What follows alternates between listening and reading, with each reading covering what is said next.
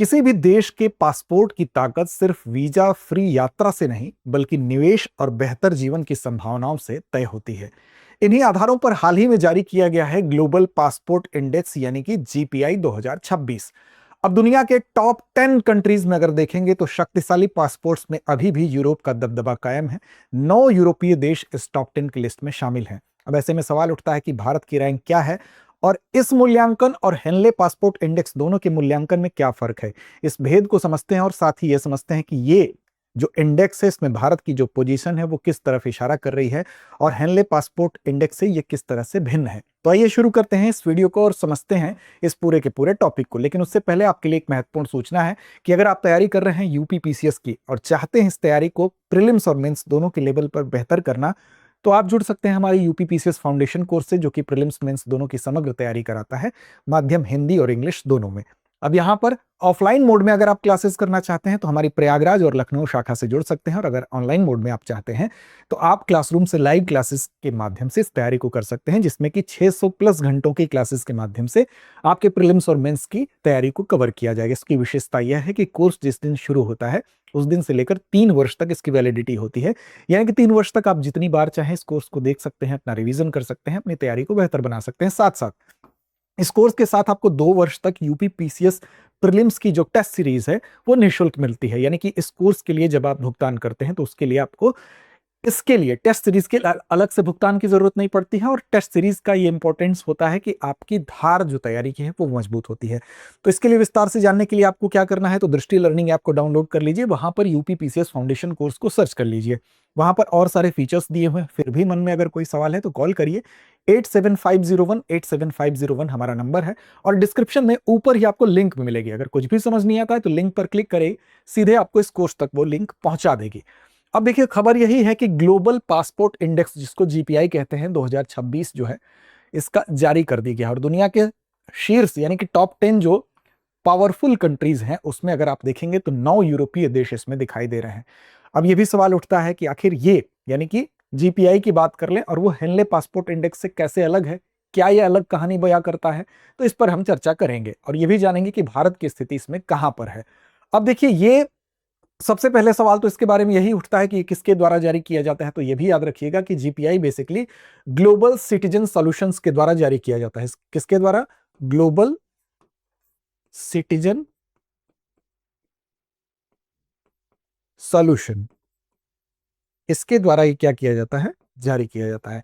अब Henley passport index से ये क्यों अलग है, क्यों विशेष है, उस पर चर्चा करते हैं। तो देखिए, इसकी अगर बात करें तो इसकी जो मूल्यांकन प्रणाली है वो हेनले पासपोर्ट इंडेक्स से कहीं ज्यादा व्यापक है।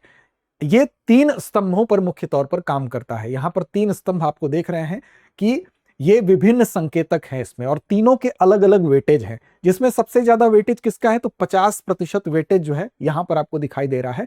इनहैंस्ड मोबिलिटी यानी कि उन्नत वैश्विक गतिशीलता, इसका 50% लिया जाएगा कि किसी भी देश में। इसका मतलब क्या हुआ, इनहैंस्ड मोबिलिटी का मतलब क्या हुआ, ध्यान रखिएगा आप इसको शॉर्ट फॉर्म में, ये जो मूल्यांकन होता है इसको आप MIQ में याद कर सकते हैं, यानी M फॉर मोबिलिटी। ठीक, अब हम इसकी बात कर रहे हैं। तो उन्नत वैश्विक गतिशीलता यानी इनहैंस्ड मोबिलिटी का मतलब क्या होता है कि कोई भी जो देश, उस देश का अगर आपके पास पासपोर्ट है तो कितनी कंट्रीज में आप बिना वीजा यानी बिना पूर्व अनुमति के उस पासपोर्ट को लेकर यात्रा कर सकते हैं। और आपको याद होगा यही एक आधार बनता है हेनले पासपोर्ट इंडेक्स का, यानी हेनले पासपोर्ट इंडेक्स जो है केवल इसी आधार को लेकर जारी करता है। अब यहां पर अगर भारत के संदर्भ में आप देखें तो हेनले पासपोर्ट इंडेक्स अगर भारत का आपके पास है तो भारत का पासपोर्ट लेके आप 56 देशों की यात्रा कर सकते हैं। अब उसमें जितना ज्यादा देशों की आप यात्रा कर पाएंगे, इसका मतलब आपका पासपोर्ट उतना ज्यादा स्ट्रांग है। अब यहां पर अगर आप देखेंगे तो इस चीज की वेटेज केवल 50% ही ली जाती है। अब बाकी 50% में 2 अन्य चीजें होंगी, तो उसमें क्या क्या होगा। हेनले पासपोर्ट इंडेक्स की बात करें तो वो यहीं तक सीमित है, इसी के आधार पर वो रैंक दे देता है, यानी कि आप कितने देशोों के साथ आपका पासपोर्ट के मामले को लेकर समझौता है, इसी के आधार पर आकलन करके हेनले पासपोर्ट इंडेक्स रैंकिंग दे देता है। ठीक, लेकिन यहां पर अब 25% वेटेज 2 अन्य चीजों का भी आपको दिखाई दे रहा है, जिसमें एक दिख रहा है आपको इन्वेस्टमेंट से संबंधित यानी कि निवेश के अवसर। तो पहले नंबर पर उन्नत वैश्विक गतिशीलता आ गई, दूसरे नंबर पर अगर हम बात करें तो निवेश के अवसर। अब किसी भी कंट्री में आप इन्वेस्टमेंट के लेवल पर यानी कि व्यापार की बात हम कर लें, निवेश की बात कर लें, ठीक, और आर्थिक अवसरों की बात कर लें, किसी भी देश में इन चीजों की क्या स्थिति है उस पर भी डिपेंड करता है। तो 25% वेटेज इसका भी दिया जाता है।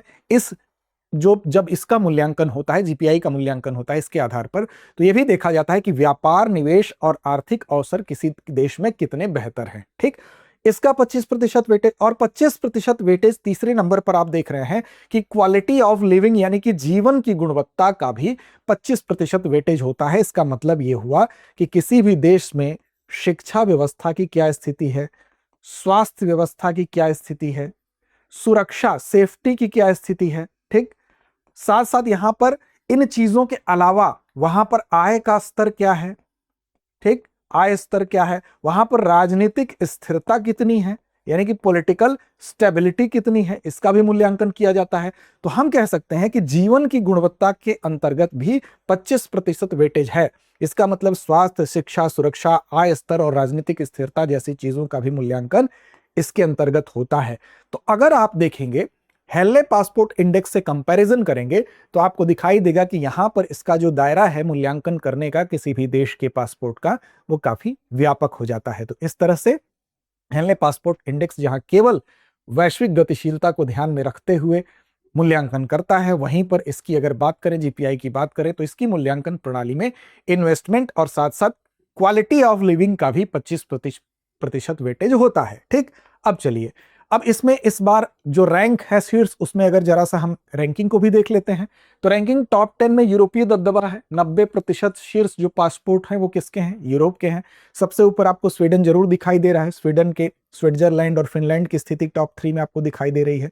इसके बाद यहाँ पर स्वीडन, स्विट्जरलैंड, फिनलैंड है ही। इस तरह से इसमें 9 कंट्रीज जो हैं वो यूरोप की हैं।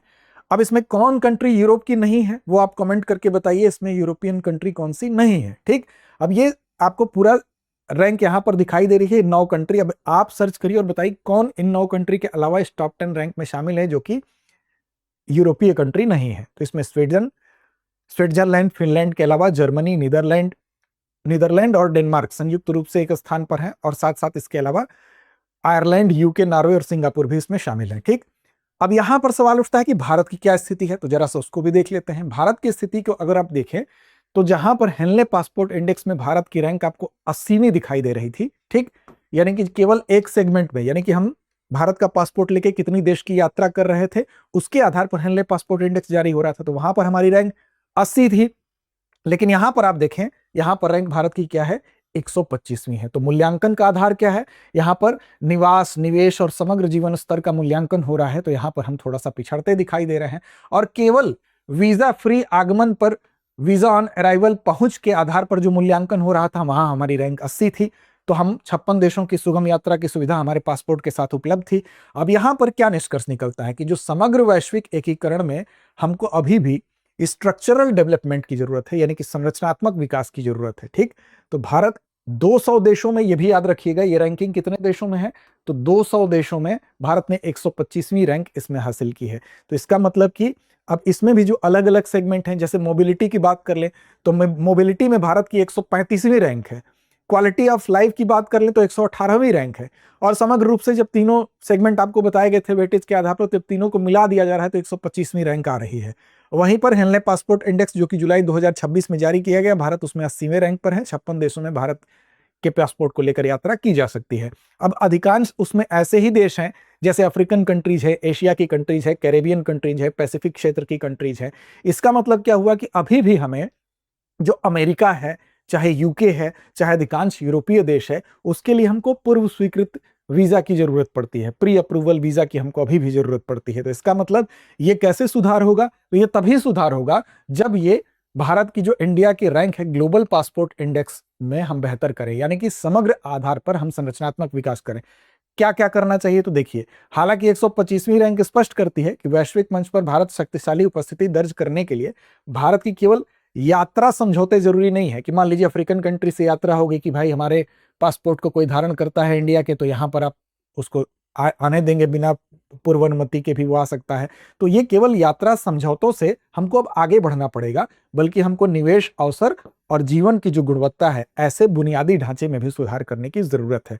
तो ये कहानी, ये पासपोर्ट इंडेक्स आपको बयां करता है। तो याद रखेंगे कि global passport index 2026 Henley passport index से कहीं ज्यादा व्यापक अवधारणा है, ठीक। और इस व्यापक कॉन्सेप्ट को ये समेटता है। तो यहां पर रैंकिंग सुधारना वास्तव में हम कह सकते हैं कि हमारी न सिर्फ यात्रा करने वाले देशों की संख्या को बढ़ाएगा, बल्कि हम ये कहेंगे कि निवेश के अवसर और जीवन की गुणवत्ता में भी सुधार करेगा। चलिए अब चलते हैं अभ्यास प्रश्न की तरफ।